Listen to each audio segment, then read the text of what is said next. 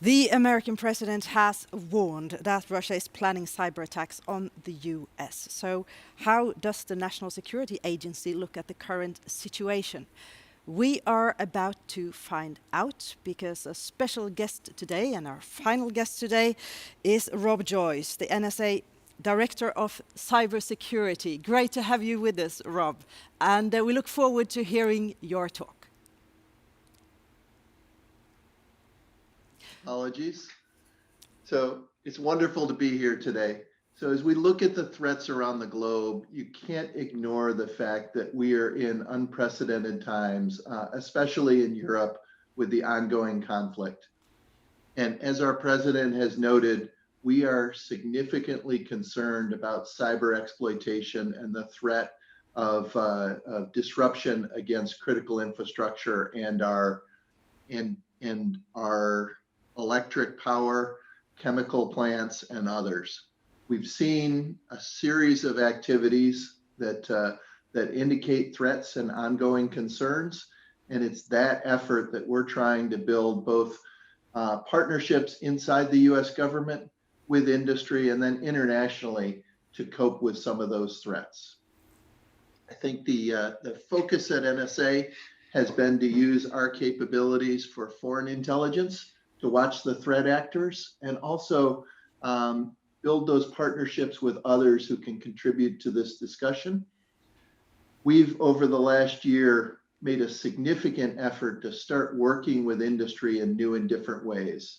Those engagements include collaborative efforts to take the things we learned from foreign intelligence and combine those with industry, because what we're constantly observing is that industry owns and operates much of the infrastructure, much of the internet, and they have an understanding of their customers, the activities on their networks, and the types of things that are normal that we will never have. And so we're taking our SIGINT, our technological understanding, and marrying that together for operational outcomes. It's really been impressive how much we've been able to achieve by doing that partnership where government and industry link together and know things together that they would never know themselves. One of the focus areas we've had is a new effort where we move classified information, sanitize it from the how we know it or what we specifically know, and get it down to an unclassified level where it can be operationalized.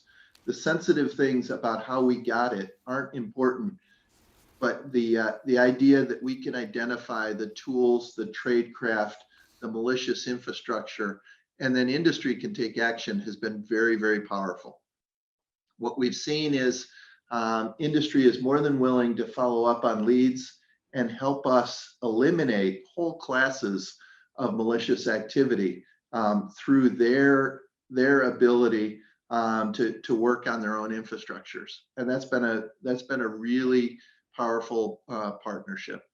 At NSA in the U.S., we don't have any authority to compel companies. We don't have any law enforcement capabilities.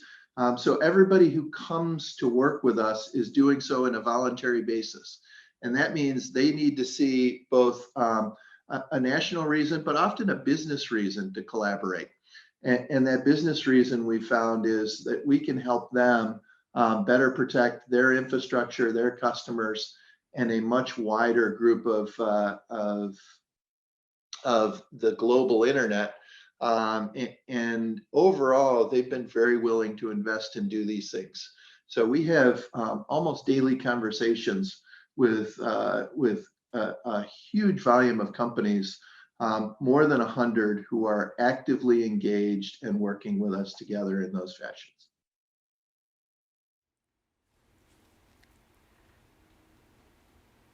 So looking at the things that we find important, it is addressing things like ransomware, which is a global scourge. As we saw last year, cybersecurity has become national security for us in the US. We wouldn't have considered the ability of criminal elements across the globe as able to go through and disrupt and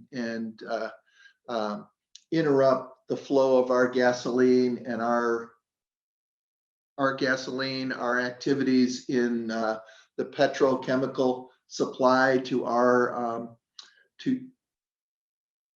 population. But it happened here, where a ransomware attack against a pipeline company took out the supplies to most of the East Coast of the US. Shortly after that, we saw the meat industry hit with a ransomware attack. That also impacted the general population as we saw meat supplies dwindle because the supply chain was interrupted. So when you get small criminal actors going ahead and interrupting in those ways, it is really problematic for us and really difficult in that those individuals now have safe havens in places like Russia and sometimes North Korea and other areas. So figuring out how we work across government, with industry, with law enforcement, and especially those international partners like Norway and those around the EU has been very, very vital. So with that, I see my friend Sophie has joined you. How are you, Sophie? Thanks for the chance to be here today. I'm great. Great to see you, Rob, and thank you for your remarks. It's really great to have you with us, and Sofia Nyström from NSA, the director, is with us. And I wanted to ask you both about this international cooperation that you mentioned at the end of your remarks, Rob Joyce. And how does it work in practice? Sofia, how important is this cooperation for Norway? As I alluded to in my opening remarks, the alliances and the close collaboration across borders is monumental to be efficient in early detection and to reach the private industry and the entities that can actually do something about the digital problems that we do have. And our closest collaboration here is with the US, and the national security collaboration is really strong. So this is monumental from a Norwegian point of view. And what about the American point of view, Rob? How does it look, the cooperation with a fairly small country like Norway? It's not the case that small entities are not big partners, and Norway is one of our big partners. I think the proximity to Russia, the technical acumen of the Norwegian people, and the years of collaboration across our services have really built a tight bond. And that's what we find often is the most important metric, is that trust. And we've built years of trust collaborating and working against that common threat. I think some people have underestimated the threat from Russia over the years. We've always found Norway, with the palpable border and proximity, as very willing to understand the continuous and ongoing threat, just as we're seeing playing out here. So whether it's a physical threat or the morphing of those threats into cyberspace, we speak this common language of threat and have the common concerns. Seeing the threat from Russia is only one aspect of it, though. Cybercrime, even the rising concerns about what do we do about China, and what is their role in the threats to the global supply chain. That's also been a fruitful area of collaboration. And then we've heard today at the conference about the need for what is called unprecedented sharing of information with the private sector. And could you expand a little bit on that? Yeah, I mentioned earlier that we've done a lot of work sharing and collaborating with the private sector. It's really our philosophy now that knowing something is of no value unless you can do something. And often governments can't do the thing that needs to be done. It's often private sector, whether it's hardening their systems against a new and novel threat, or it's taking action to get those threats off the internet, to block infrastructure, take down malicious activity, or get the word out about continued research where a lead from the government and knowledge from the private sector yields much better understanding of the threat.